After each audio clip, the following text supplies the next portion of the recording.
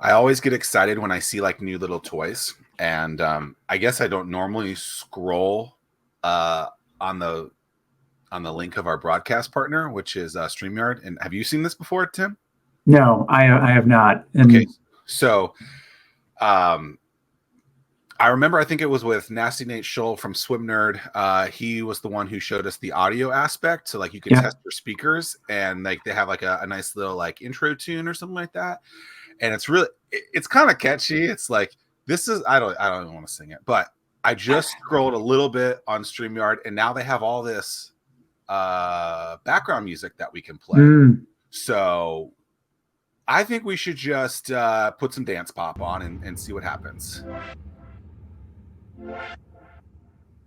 Nope, that's not going to be it for me. No. Maybe rock. Let's see. We are here at the rock station. Here, W. Yeah. Yeah, I don't know. That is, I mean, that's the last piece. With us, we don't have any intro. We don't have any outro type stuff yet. It's on a list of things to do, to look to see what kind of royalty-free stuff, or if there's anyone that listens that wants to give us some cool. This is Into Space, music. And you're wearing a SpaceX shirt, so I figured it was appropriate. You're here. You're listening to the Fervent Four. Yeah. All right, I'm done. So that wasn't as exciting as I thought it was going to be, and I'm actually quite disappointed now. We win or we learn, right? Yeah, I appreciate that they have those things. I would like to have like crowd applause and other things like that. In the wrong. What's going on, man?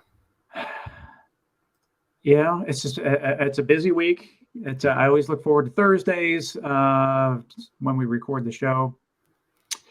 Learning about something new, learning about getting to know people a little bit better when we have a new guest on, which we do this week. So I'm looking forward to that. What do you think about meeting new people and just the aspect of it? I mean, I feel like we treat this show, sometimes we know the people, sometimes we don't. I don't know this person at all. I've known him for 17 minutes now. So I always treat it as like the coffee shop talk, meeting the person for the first time, trying to learn about them. What are your I mean, are you the same in that kind of respect of trying to meet? I like smaller groups where we can have a more intimate conversation, get to know each other. I'm just not the type of person that likes to fight for attention for people to listen to me. So when it's a smaller group like that, I feel like the conversation is a lot more natural. We can get to know each other a bit better as opposed to a big group. It's just kind of sensory overload for me. Favorite icebreaker question? Do you have one? No, I don't know if I do. It may be a little cliche. I know what yours is, but yeah, I mean, I just like to know a little, tell me a little bit about yourself, and it's not necessarily from a business standpoint. I wanted to get to know them at in a more personal level.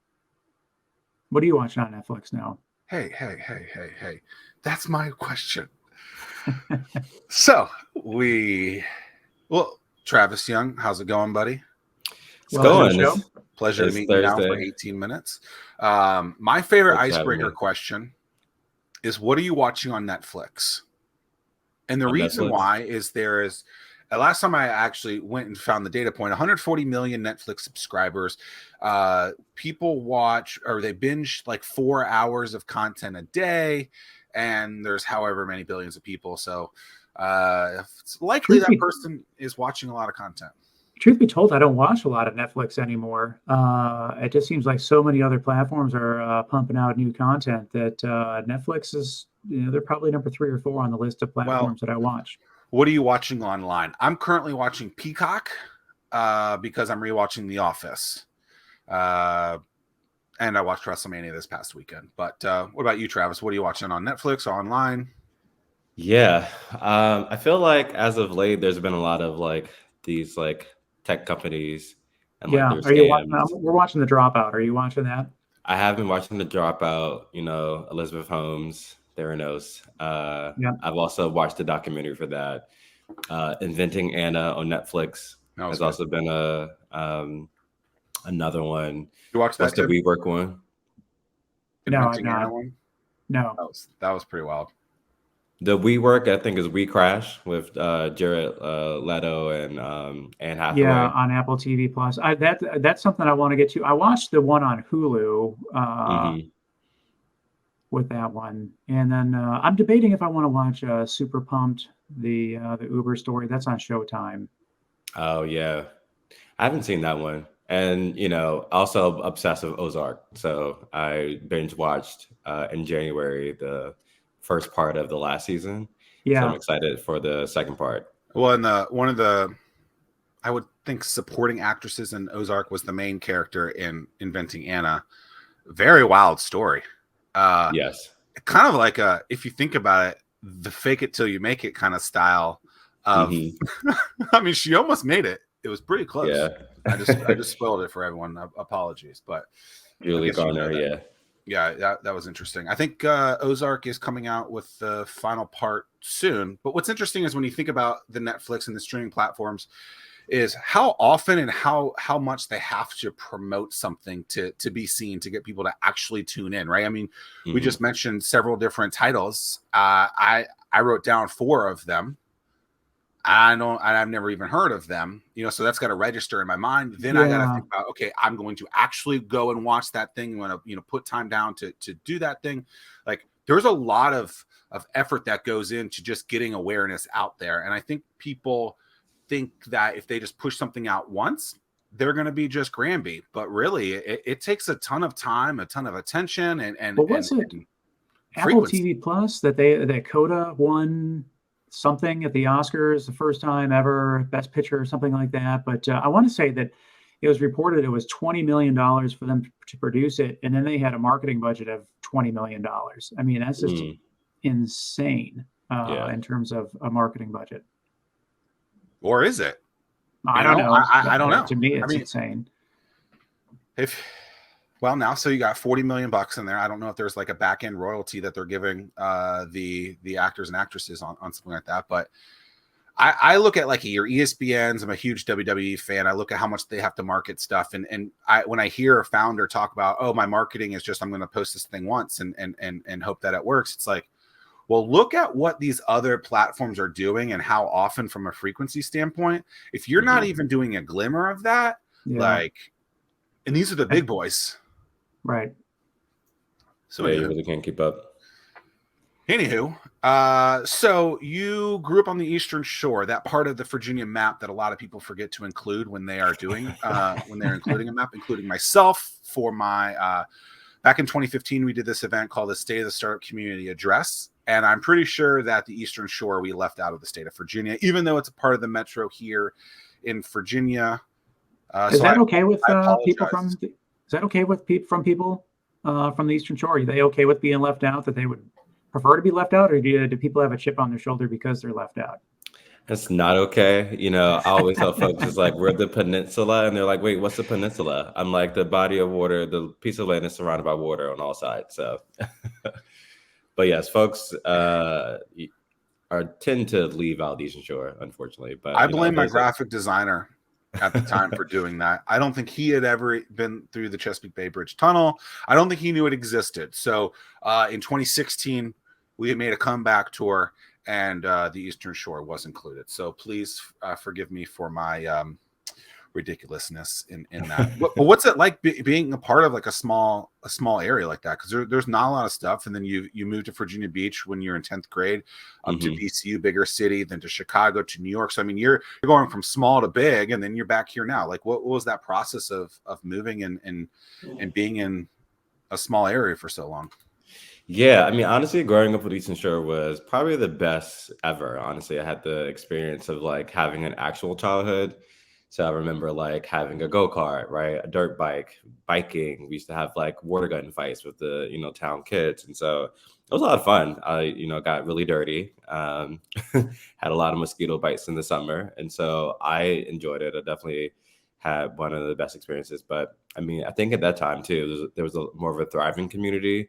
There was a lot of folks who had kids. And so as you can imagine, and like all my cousins around the same age, everybody had kids right around the same time. So it was interesting that our families all knew each other, and like they all had kids at the same time. And so that was kind of fun. It was like this really like large community aspect.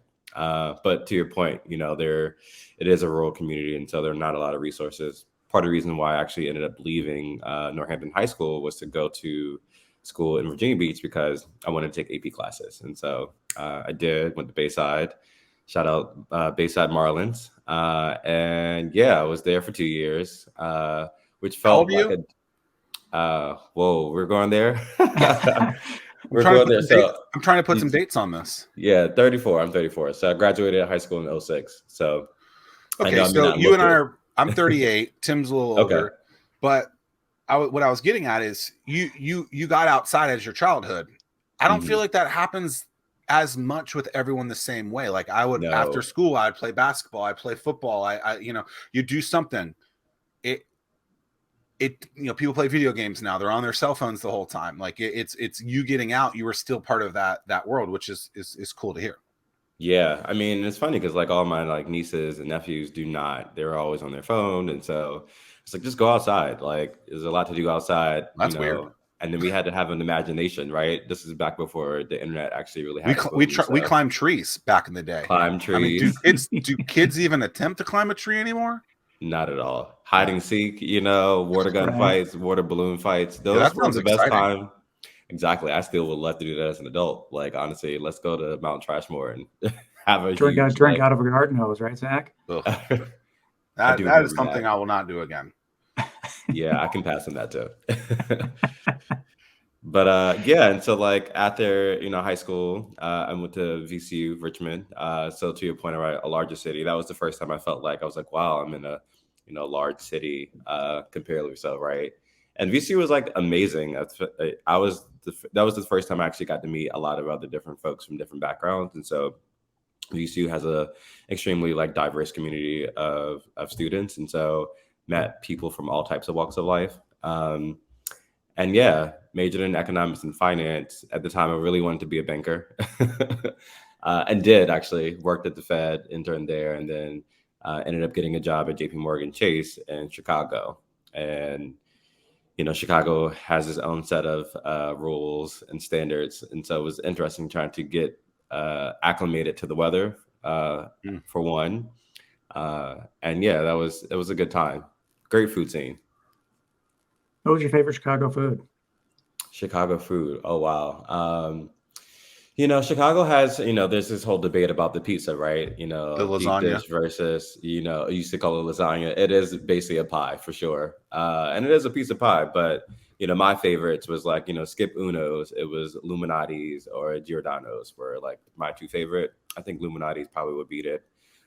Portillo's, they do like the hot dog, but I'm not really a big fan of hot dogs ever since, being a kid, never really liked or enjoyed hot dogs. I always skip those.